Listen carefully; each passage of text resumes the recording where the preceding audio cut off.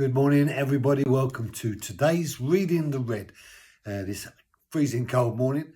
It's got a brightness in the air, but I think there's a little bit of rain as well. So, Mark chapter 8, and today we're looking at verse 18. Nope.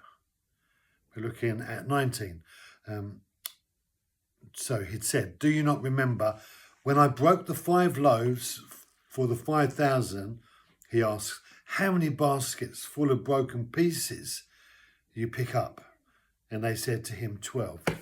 So he brings a recall to an example story where he clearly had been able to bring provision to the people, the 5,000 men on that occasion.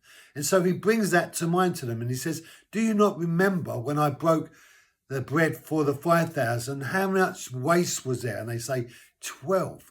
So he's saying that there is plentiful, there is more than enough, even more than enough to provide for the people. So why are you kind of not getting this sense of understanding, that this teaching that I'm trying to give you? And when our hearts are not in a good place, we find it very difficult to hear God. And yet the truth is that God allows us to go into the desert. In fact, he led Jesus into the desert.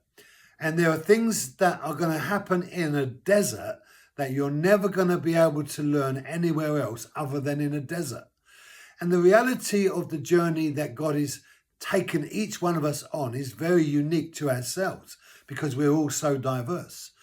But the concept of a desert experience is a dry and thirsty place where it doesn't seem like much good is going on. And that's often through difficult circumstances. Now, I don't believe God wants us to live in the desert. I believe God wants us to be victorious through the desert. And just like people of Israel, when they were led 40 years through the desert, they could have done it in about 11 days, I think. But the truth is that there are desert experiences that each one of us have to go through, because only in the desert are we going to learn to depend on God. Only in the desert are we going to grow in our understanding of God in terms of who he is and what he's about. You know, when Israel was led out of Egypt into the desert, into the land of paradise, a land flowing with milk and honey, they had to get out of them during that 40 years what had got into them while they were in Egypt. And Egypt represents worldliness. And each one of us is full of worldliness, brokenness, contamination, mush inside, because we've lived outside of a relationship with God. And desert experiences bring us through a place where we're able to grow in our understanding of God. And so he's saying to them, do you not remember when we recalled this experience and I was able to solve the problem? And why do you think that if I was able to solve the problem then, that I'm not able to solve the problem now? So the idea of remembering is in order to help us understand that God is on our side, that God is for us, not against us. He who is in us is greater than he who is in the world. God has given us the very best he could in order to get us to the place where we're on the other side. God is not our enemy. But in the desert, it feels often like God is ignoring us. God is our enemy. He isn't.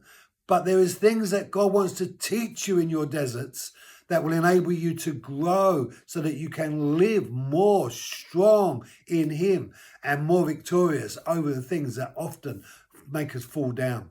Brothers and sisters, stay with God, stay on the side of God, and you will get through any desert that God might even lead you into. Thank you for joining me. Be blessed. Have a great day, and I'll see you tomorrow.